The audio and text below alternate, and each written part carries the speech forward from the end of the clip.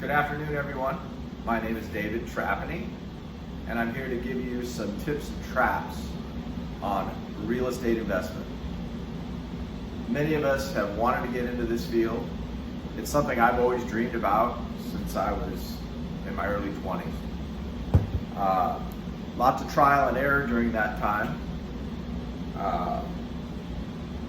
My background is I went to college at Santa Clara University in Silicon Valley and attended law school there and spent about 30 years doing real estate litigation and related cases.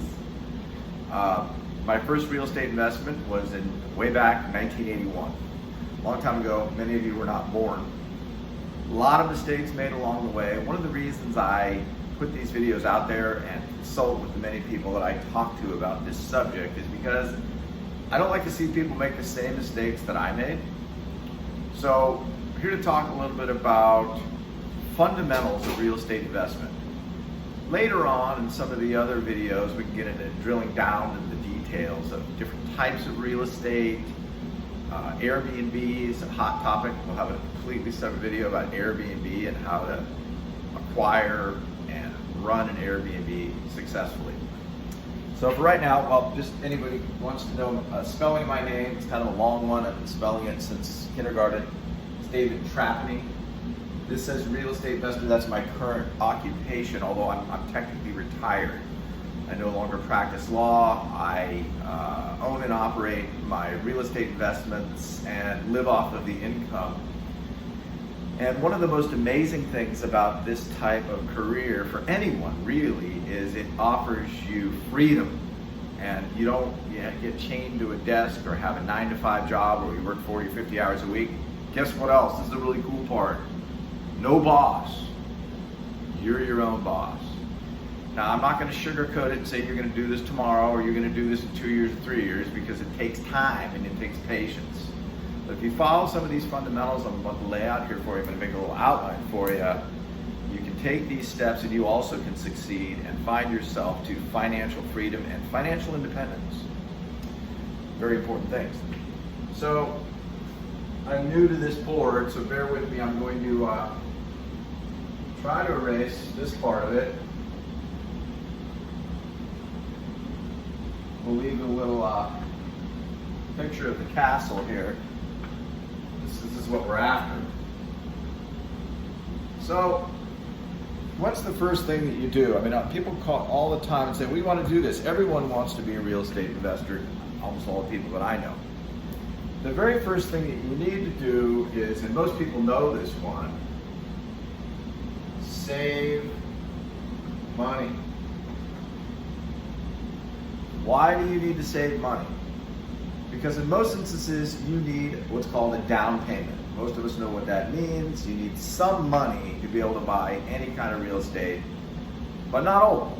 And we can get into some of their different ways of what we call financing real estate. But save your money. So stay in school, go to a trade school, find what it is your passion in your regular life, in your job life, and do that. It doesn't matter if you're a cook or you're a laborer or you're a lawyer or whatever you may be. Every time you get a paycheck or every time you get cash, you need to take some of that for PC, for paycheck. Let's say 10%. And I mean literally, take 10% out before you spend it all, because trust me, you will. And put it in your savings. This is your savings, this is your down payment. Some people, what they do, what I've done in the past, I recommend, invest in a safe. Bolt it to the floor, literally call the safe company, have them come, they'll install, they'll drill into the floor and start putting cash into your safe, okay? So that's the first step. Second step is to find out your target market. Where is it that you would like to own real estate? Now, we all know these days with the power of technology, you can use the websites like Realtor.com, Zillow, numerous others out there that will help you search. And That's good to do. You can search on your own, but really what you're gonna need next is a realtor. And I don't mean just any realtor, I mean like the best of the best. How do you find this person? Well, a lot of it is word of mouth. You gotta talk to people that have done this successfully. I refer people all the time to the realtors that I use. Dozens and dozens of people use the realtors that I use, and they're all happy and they're all making money. So don't waste your time spinning your wheels working with someone new or someone because, hey, they're your buddy or it's your mother-in-law. I understand the connections, but this is your money and you want to win, and you don't want somebody practicing their real estate business, buying and selling real estate on you with your money. So you need a good realtor. We're going to give this a star. This guy's a star or gal. Then you need mortgage broker. This is key because this person will give you what is called a pre-qual letter. Now, I'll do a little note, like you got a little letter that says, hey, this person can borrow X dollars. Especially these days, and the market is moving so fast, it's so competitive, and especially in the high demand areas, you got to have the pre-qual letter, or you're never going to be able to compete. There may be multiple offers, there may be offers over the asking price, et cetera, et cetera. We can go into a little bit more of that later and how to deal with those situations. But for right now, you need this. So once you have your pre-qual letter, and you've got your Cracker Jack, call it your Cracker Jack realtor, and you got your target market, you get two things happening. One, your agent is working for you. Two, your broker, your mortgage guy is working for you. And three, you're also working for you because you're also looking on the websites, this is you, looking for properties. Now, how much can you spend? How much down payment do you need? That's all stuff that you can be aware of. Your mortgage broker will look at, basically your tax return or your W-2 if you're employed, or your bank statements and things like that if you're self-employed. And they will tell you, how much can I spend? So you kind of need to know what that is. Those are the very first steps. Now we're going to go to move from the preparation steps, which is this, because you'll know what this number is. You'll know how much you can spend, and then you can drill down on your searching. Your agent will drill down on your searching, and then you go on from there. So now you're going to go from your preparation mode to your offer and acquisition mode. Go. So, how do we do that? Let's now say that your mortgage broker said, all right, Mary or John or Pete or Beverly, what have you, you can spend up to $500,000. It's the K for the 500. So that's your limit in this case. So now you know the size and shape of what you're searching for. When you go in the search engine, say it's realtor.com, I don't know what the minimum is you want to spend. Sometimes it's smarter to spend less. You don't necessarily need to use the full 500,000. Sometimes if you're in the right market and there's some properties in a good location, maybe you only spend 100,000 or 150,000. It is helpful to start small. Be humble. If you make a mistake, it's not a big mistake. It's a little mistake, and better chance you can recover from it. So, all right, now what do? Now let's say you start targeting properties. It could be a condo or a house or maybe a duplex.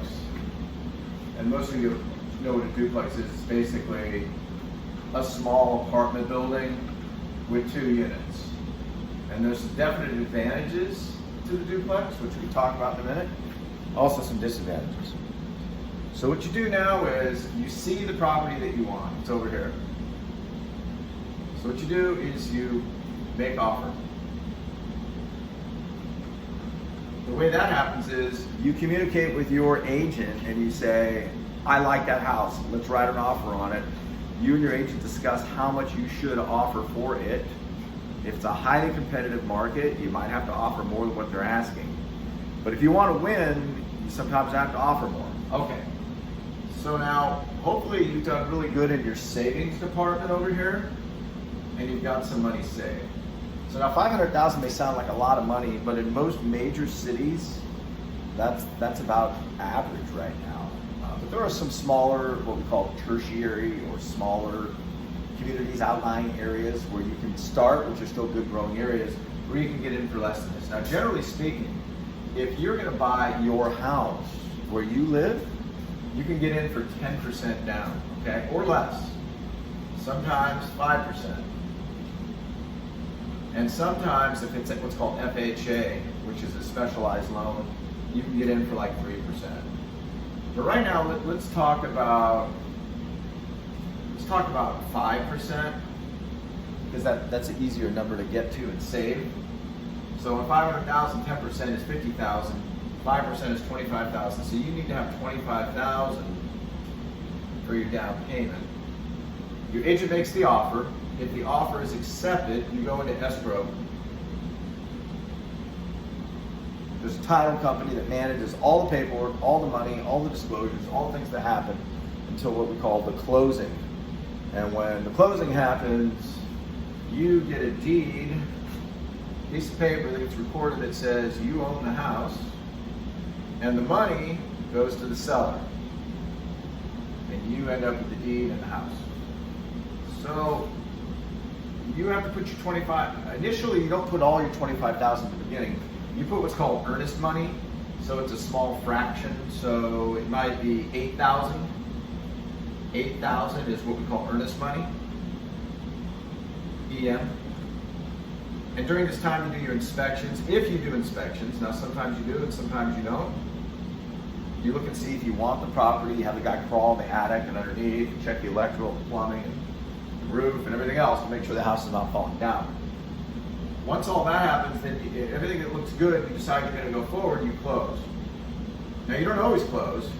In fact, I often make offers and I don't close. That happens probably 3 to 5 times a year. I might make 10 offers on real estate or more a year, and I buy 2.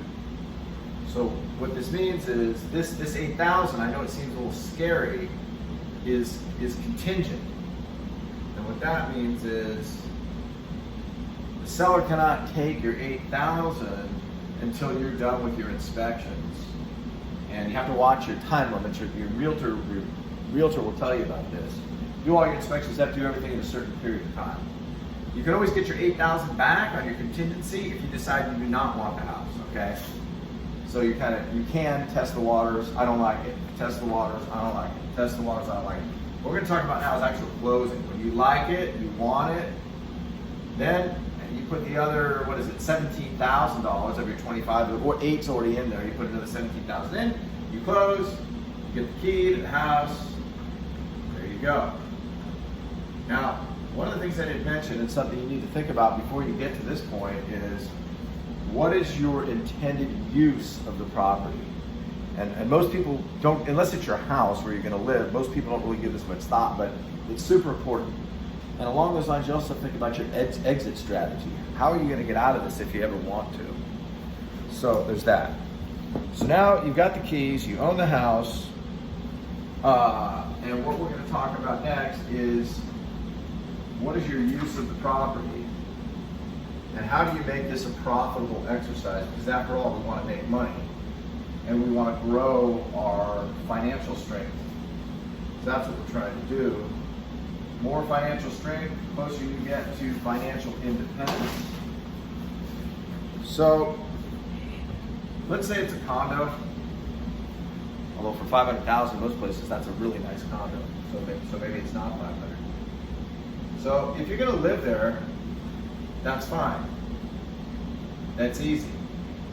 What I recommend you do, if you can, if you're earning enough in your business where you work in your job, is to, number one, fix it up as you go.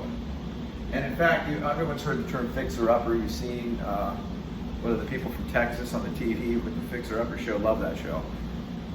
It's sometimes best to buy one that's not brand new. In other words, some people say, I want a done house. And that's good, you can get a done house if that's what you want, but realize, number one, you're gonna pay a higher price for a done house, and number two, you're not gonna have much room to fix it up. So there's less opportunity to make money. So now, if you buy a condo, my recommendation is you get at least a 2-bedroom, and if you can, at least 2 bath. Why do I say that? The reason is because there's another thing in here that I'd like to see you do, especially for you young folks that are starting out, house hacking. So what you do is you find a coworker or a friend who rents out the 2nd bedroom for you, say whatever, $1,000 a month, you sign a 1-year rental agreement, that helps pay your mortgage. That's house hack. Number 3, pay more on your mortgage. So if your mortgage payment is $2,000 a month,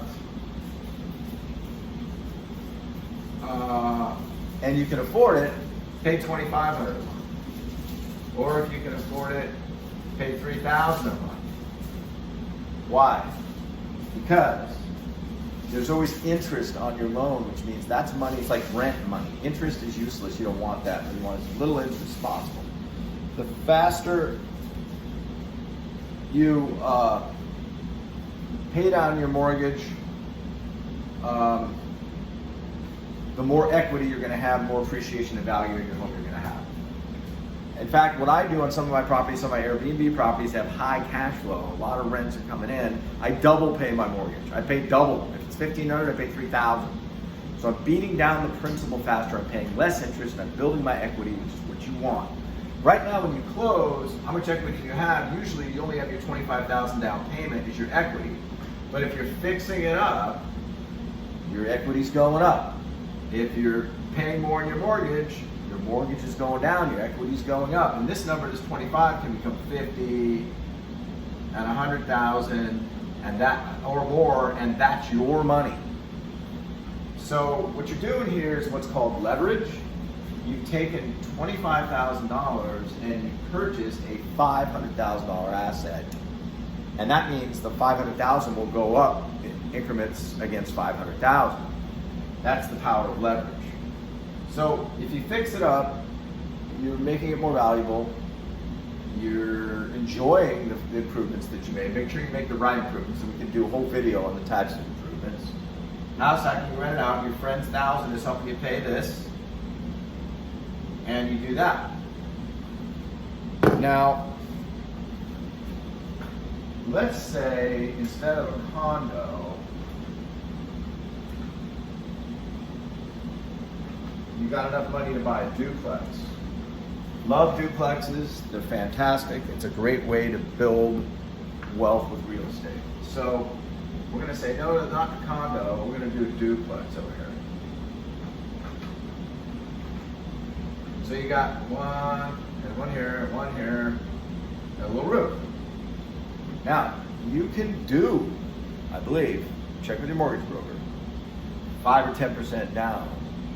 And this is you, live on one side, and tenant is on this side, and it's another form of house hacking. So the tenant pays you, say $1,000 a month. Say your mortgage is $2,000 a month. Minus that $1,000. You only pay $1,000 a month. It's a beautiful thing. The other cool thing is, while you continue to save money, always be saving more money over here. Don't stop. Don't just buy one and stop. You're always looking for more real estate. You're always talking to your realtors. You're always talking to your mortgage broker. You're always looking for the best locations and growing areas, okay? Now, what happens is, let's say you find a condo or a house that you really like. What you can do is move out, move into your house, and guess what? Keep this place and put a tenant in here, and now you have a 100% investment property, okay? Beautiful thing to do. Well, now my notes have gone away. So these are the fundamentals of what to do. Now, let's talk about exit strategies.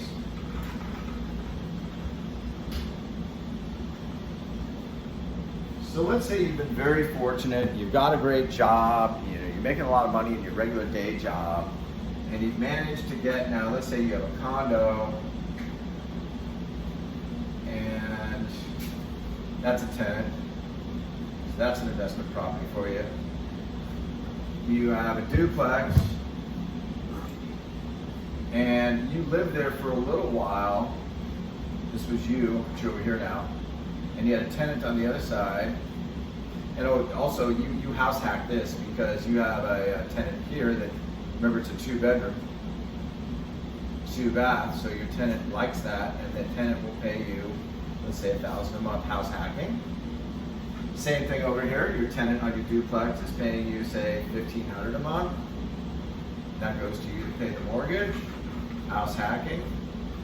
And now, let's say you find a really cool house, and you run all your numbers, and your mortgage broker says, yeah, you can afford to do this. What you do is you move out of your duplex, you come over here, you move in here, you put a tenant in here. Now you have now you have 2 investment properties. You've got a condo with a tenant. Now you've got your former home, which is 1/2 of the duplex, which you moved out of since you bought this house. And now these are both tenants, so you have 2 investment properties here. And now this is yours. Now, once again, I recommend. Now, this is tough. I understand what young people, we do what young people do. You know, we meet someone, we fall in love, you know, we get married, we have babies. It's a little more difficult, practically speaking. You'll find out when you have a partner, whether that be man, woman, whoever they are. Because you've got someone else involved who may have different ideas about how they want to live, and they may not like house hacking. They may not want Joe Blow living in the next room, or even Joe Blow living next door in the duplex. So I'm not addressing that right now because that's more sort of a human sociological situation. I'm just assuming you can make your own choices and decisions without asking anyone else's permission, other than your mortgage broker, because your mortgage broker is the one funding your mortgages. So now you're over here in your house. I say house hack again. So you see the progression. You've taken your time. You got that first condo. You landed it. It's a 2-bedroom, 2-bath. You had a tenant who lived on one side. Your tenant pays you $1,000 a month. You're house hacking. You're fixing it up. You're paying more on your mortgage, so you're paying down your principal. When you're paying down your principal, your equity goes up. When you're fixing it up, your equity goes up. And what's called appreciation. That's all your money. And believe me, this has a compounding effect. It's like a snowball effect. The more and more and more and more you do this, pretty soon you'll be in the big leagues. You'll be buying stuff that you never thought you could buy, and you'll own multiple properties. Follow these formulas and you can succeed. So now you get your house, you're house hacking, and let's say now, what do you want to do now? Maybe you want a small apartment building. Maybe you want to dabble in a little Airbnb. I'm going to save Airbnb for another topic. So let's just say right now you find a 6-unit apartment building, and you really, really, really like it, and you're in your house hacking, you're good with that, and you're like, you know what? I love my condo, I love my duplex, but they've gone up in value, they've appreciated in value, I've got all this money in here. Now you have a couple of options. Number one, you can sell one or both of these to buy this, if that's enough money to buy the 6 units. Or sometimes, if the appreciation is enough, you can keep them and refinance your loans. Pull cash out. I know this sounds kind of complex, and I'll show you what it means. And the beauty of that is, you get to keep these 2 properties. And as long as they're at least breaking even and paying for themselves, now you'll have 1, 2, 3, 4 properties. Whereas if you sell these, you're down to 2 again. Oh, this is 6 units, which is beautiful. I mean, 6 units, you know, depending on what your needs are, how much money you need to live on every month, you know, 6 units in a house, your house hacking might be enough to put you into kind of an early retirement. But not for a lot of us, because we all like, some of us like to spend money like me. So let's talk real quickly about something you may have heard of.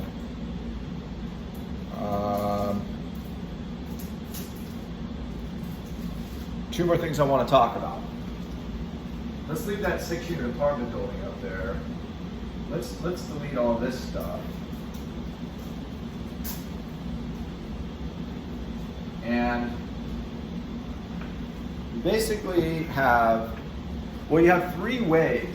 You have three ways over here to buy this 6-unit apartment building. One is, if you saved enough money all by yourself to make the down payment, and your mortgage broker will give you enough of a loan or a mortgage, then you don't need to do anything with these. You can use what we call new money. This is new money. Love new money. One of the things you'll find out is there's always more deals than you have money to buy them with. Always more deals than you have money to chase them with, okay?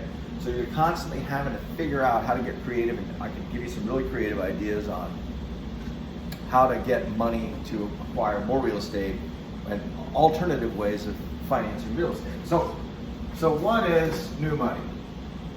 But that's not for most of us, because a 6-unit apartment building is not going to be cheap. And the other thing you need to remember is this: unless you move into the apartment building, you can't put 10% down. You have to put 20%, sometimes 20%, 5% down. It's just a lot of cash.